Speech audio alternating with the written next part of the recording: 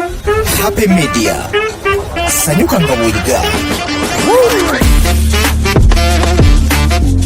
Ku Happy Media kuli kwebaza nnyo gwe wenna akyagenda masala kuba nti n'otugoberera nze omugave program ekitambula bakuleetera video ezigenda masala kuba nga tezitambula ddala kuminamu egy'enjawulo.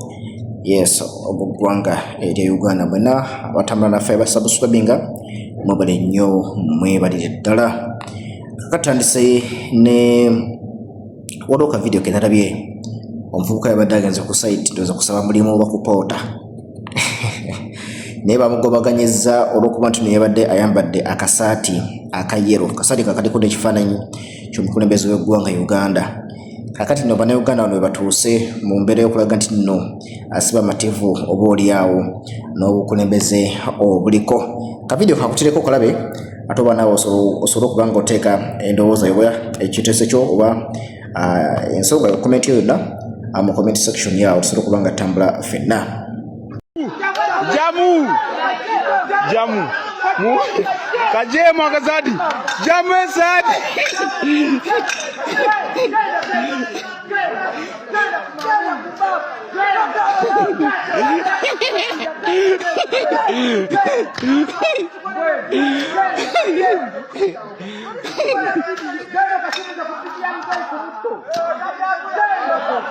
ajemu kale bwatayongerayo waliwo akavidiyo akalala kenalaba ku social media omanyi nabagamba baletera ku video buneeno osobola okulaba nga ate tutambula ffenna tukomenya ku birowoozo kyemanyi mu video mba mwabulabye edda naye bukomyawo nembuleeta wano tusobola okuba nga ate tuboogerako era nga nsanyuka gira nnyo mwenna abaye comment section kulwa nti nno muteekawo endowooza yammwe. Video olw'omuwala yalabikidde mu katambi ng'agamba nti yajja okuba ekyeyo bamugamba nti agenda kuba nti nno alabirira abaana wabula abaana be yasangayo bamwewuunyisa yasangawo mbuzi nga zalina okuba nti nno alabirira. Akavidiyo kakutireko nawe okalabe olabe ebigenda mu maaso. Eno ennyumba yakubiri nga ndi Jordan nene ennyumba gye bandeeseemu simanyi oba naamalako natuuse eggulo simanyi nti oba naamalako natuuse eggulo. Bwe natuuse ekyasoose okundisappointinga ennyumba eri wala ate background yaayo mugende mulabe video nagitaddeyo jjo nga naakatuuka eri mu nsiko. Kaakati nabadde ndi awo ne bandaga embuzi nina ozambazanga pampa nina ozambazanga engoye zaayo nina ozigolola. Kati mumpa magezi ki?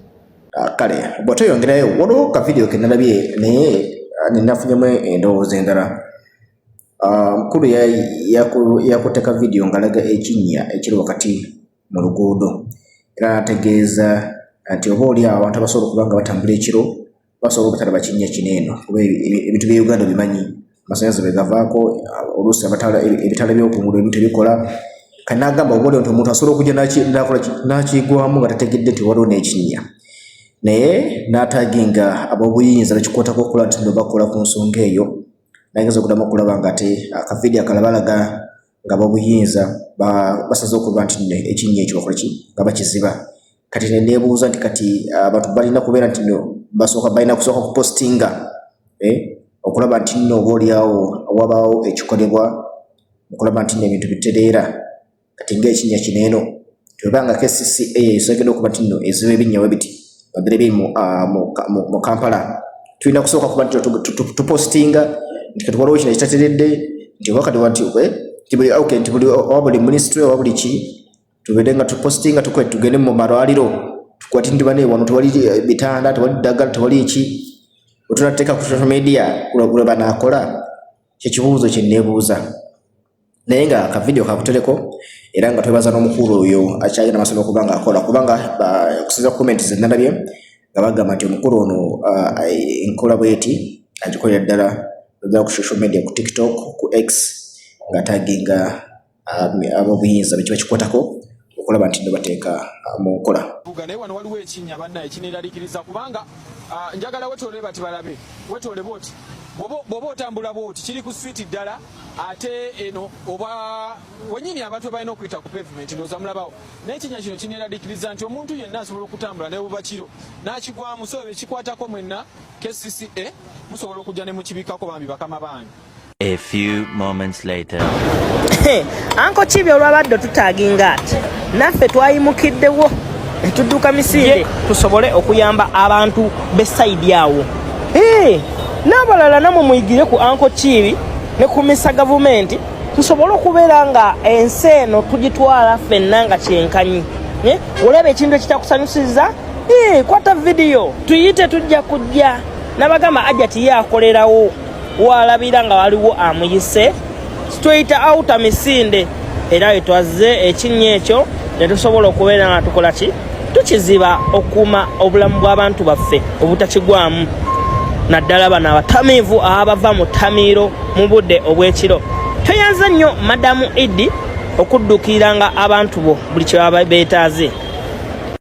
Kakati bw'atoyongerayo abayimbi beyongedde nabo okutubanga bateeka eddoboozi lyabwe. Manyi waliwo biiru ebbago era sovereignty biiru eregera mu maaso mu ggwanga lya Uganda era nga kati ensangi zino lyeriri ku mimwa gy'abantu.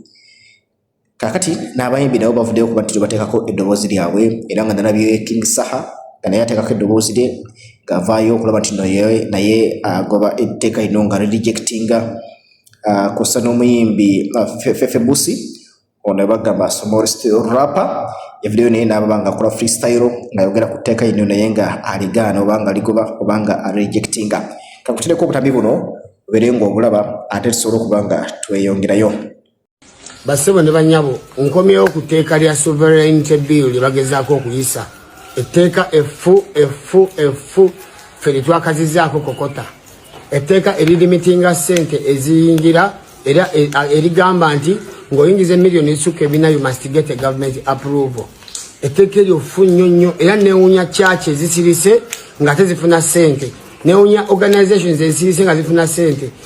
Bapulana ba gavumenti abali eyo musiba mugamba wano tulwana kuyingira middle income status.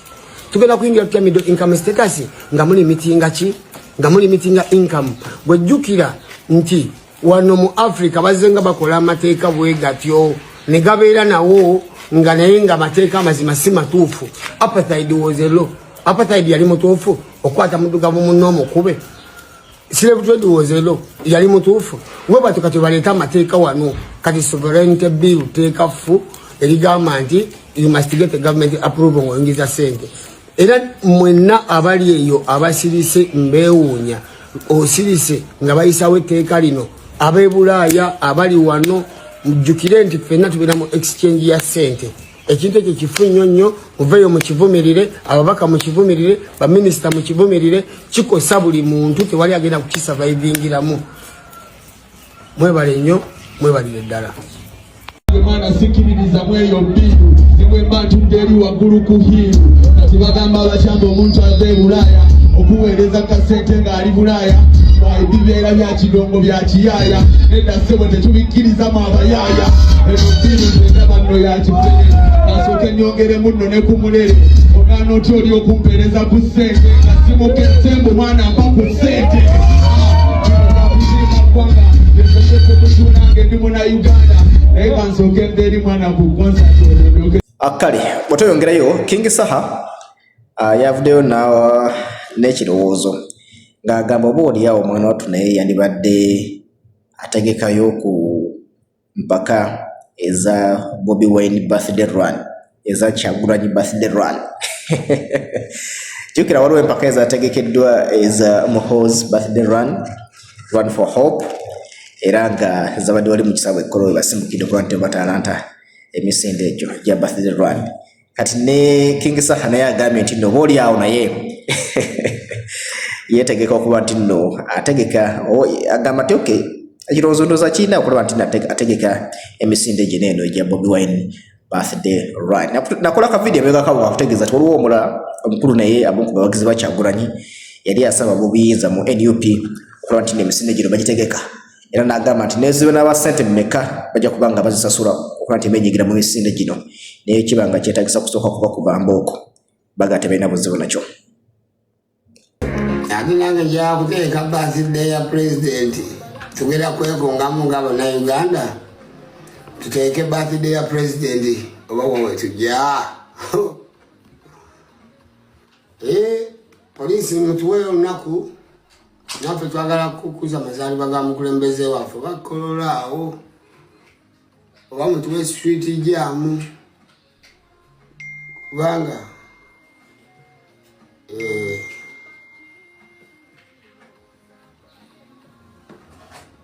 tuwe mulawundi teeke emisinde gya president mulabe ku Namunju w'omuntu w'e Kampala.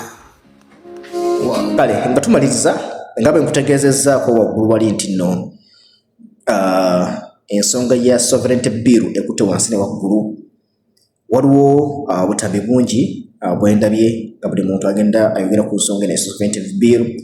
Waliwo akatambi ka Dr. Shamim Nambasa, yes, olukansala era naye yayogedde ku nsonga eno ng'awa ebirowoozo bye akosa n'abalala ababaka ba parliament nabo waliwo ne governor, yes, government of Bank of Uganda naye yayogedde ku tteeka n'eno yadde mu parliament kosa n'abantu abalala bakozesa emitimbagano ba content creator nga nabo boogera ku nsonga eno ya sovereignty bill era nga kati hashtag eriwo eyitibwa hashtag reject sovereignty bill yegenda maaso n'okuba nga temwatu etambuzibwa ina kuba nkuteerako obutambi buneeno mbukulekereko osobola okuba nga ate naawe omanya ebigenda mu maaso mu ggwanga Uganda naddala ku nsonga eno ya sovereignty bill. Nze Omugave ku Happy Media Koli webali nnyo. Citizens can oppose government policy, but if you oppose government policy for the interests of a foreigner, we cannot allow that. To influence government policy in the interest of a foreigner, we cannot allow that. Those were his remarks. Those remarks have worried me because he's a co-chair of this committee. He seems to have taken a decision already, and so our presence here is irrelevant. As a Ugandan? That's very worrying. Not as chair, but as Ugandan. See, as chair, with due respect, you're supposed to be a neutral arbiter, because now you're intimidating all these people who have come to make presentations, because they want to make a presentation in opposition to the statement you have said. But now the judge is already passing judgment and saying we cannot allow that. I want to request that we remain neutral so that these people can share their views. Otherwise, when you pass judgment already, we can very well pack up our bags and go away because you're just ticking a box. Also because, Honorable Baka, you see clause 2A, 22A, says engaging in the political activities in Uganda for or in the interest of a foreigner. And then clause 1B, a Ugandan citizen residing outside of Uganda is a foreigner. But those Ugandan citizens, they remit $2.5 billion per year to their country. They come back home every so often. They've got business interests. They've got children they're paying school fees for. So if government passes an education policy, why don't you want them to oppose it? Because they're interested stakeholders. Their children are going to school here in Uganda. And so we should be concerned and capture all of these issues. Finally, again, Honorable Baka has said, in the event that throwing the bill out is not an option, why isn't it an option? Why are you ruling it out, Honorable Chair? Because this committee is clothed with all of those powers. Committees have thrown out business of government several times. In fact, even today on the order paper, there are some which are meant to be withdrawn. So there is room for that. Kindly don't create an impression that this bill is a do or die. It has got to pass. You have got the authority. Just to remind you, you're a senior lawyer, you know, as a committee of parliament, this bill is really at the whims and fancies of this committee. This committee can choose to say, government, we don't agree with this bill. We have thrown it out. Except if you want to say you are on gunpoint. I don't believe you are. I don't believe you are. So please don't make a statement to say that in the event that throwing the bill out is not an option. Let's give our views, and then the committee members will decide. What if they vote overwhelmingly to say let's throw it out? Honorable, I think you, so with due respect, you meant to misconstrue Honorable Baka's statement. Yeah, that's why the reason for our being here is that we are open to receiving all the views. Please, yeah. Okay. Most obliged. So I just because as a colleague we can share to say these people here who don't know how to operate, they might think now it is finito. Right on envelope. It is you know how they are saying, and without prejudice. Declare me as the elected winner, but in the alternative. Yeah, but you see, as a petitioner in court, you can choose to say, for me, this is my only prayer. And then court decides. So court should not say, no, you cannot have just one prayer, but I'm the one coming to court, so I can choose to have just one prayer. I thank you, Honorable Chairs and colleagues. This law is targeting very few individuals. And looking at the order paper now, you clarified. Yes. It means by this week or next week, the law will be passed. Aware that one of the opposition leaders now is out of the country, and government assumes that the opposition leaders who is out of the country may come back immediately, and he may lobby huge amount of money. And what the government is fighting for, by the time Bobby Wine arrives to Uganda, the law should be in place.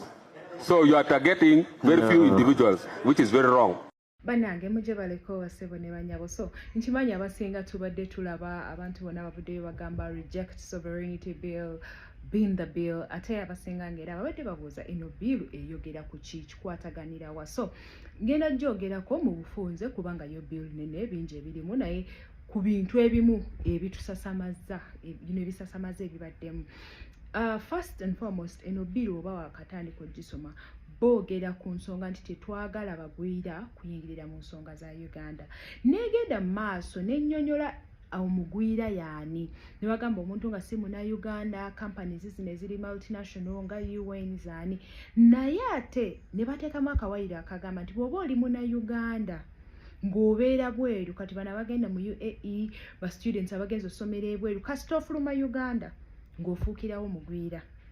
So it says a Ugandan who is residing outside the country. So oba tokyali muna Uganda, you can imagine something like that.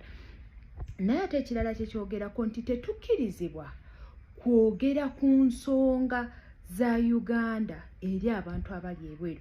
Era neeyogera nti ne mu kukozesa digital platforms, kati fe abadde bakozesa TikTok, abakozesa X, abakozesa Facebook oba platforms izo nanga mubadde mwogera ku nsonga za Uganda kubanga kati awo jukira bobiteekayo biba bigenze bweru wa Uganda. So nogo nagwo musango. Tetwebuuza eddembe lyaffe eryokwogera erya expression erya speech baba balikoze batya kwe kunyigiriza okwo kwe tubadde twogerako. Ekirala ne bagenda mu maaso ne boogera ku muntu akolera abagwira oba gwe tuyita agent of a foreigner.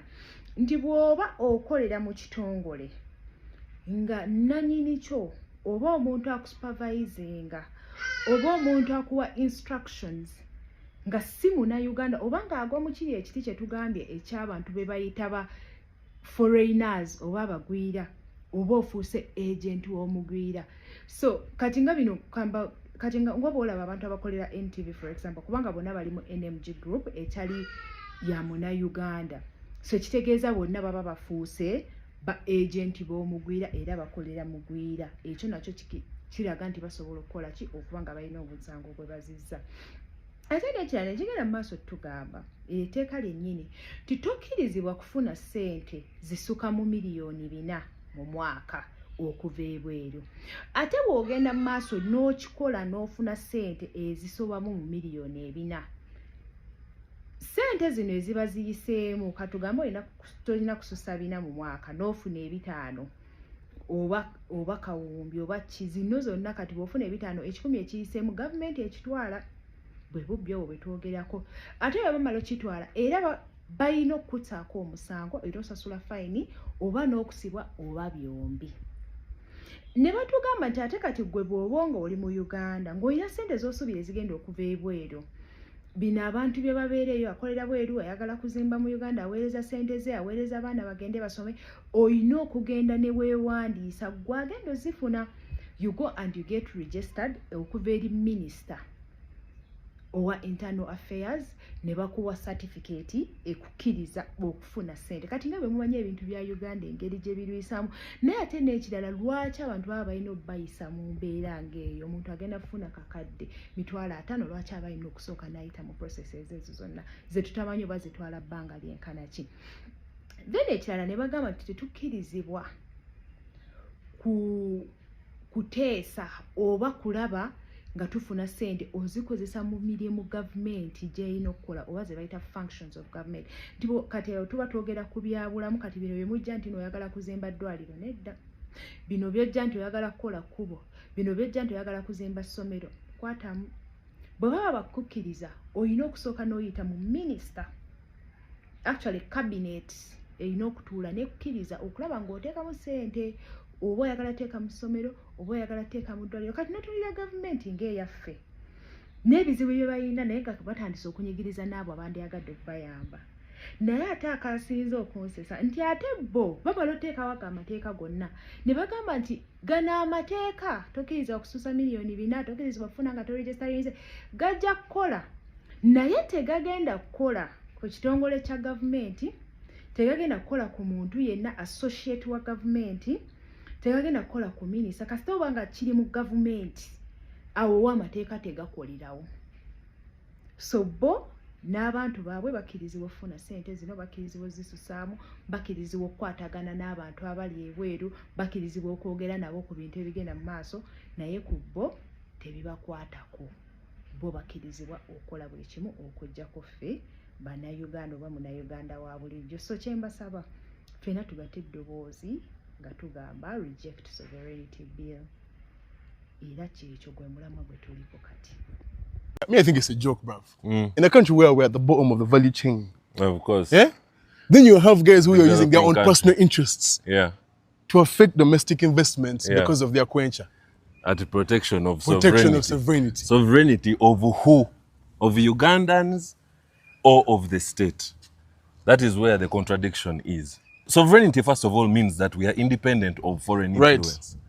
Now, we haven't reached that level because even our last national budget, 72 trillion, we only funded domestically 60% of it. The rest is servicing. Of it, we go to borrow. But even before servicing the debts that we already have, every year we borrow still. We borrow more. 130 trillion, bro. You understand? 30 billion quencher dollars. So it is hypocritical that you still have to depend on foreign funding for your budget for the country to be run, but you're saying that your citizens cannot deal with foreign players in a global economy. I think these guys are hiding something. Of course. In that bill. Are you scared of a big population of people who don't care about your political whatever? They want to survive in their country.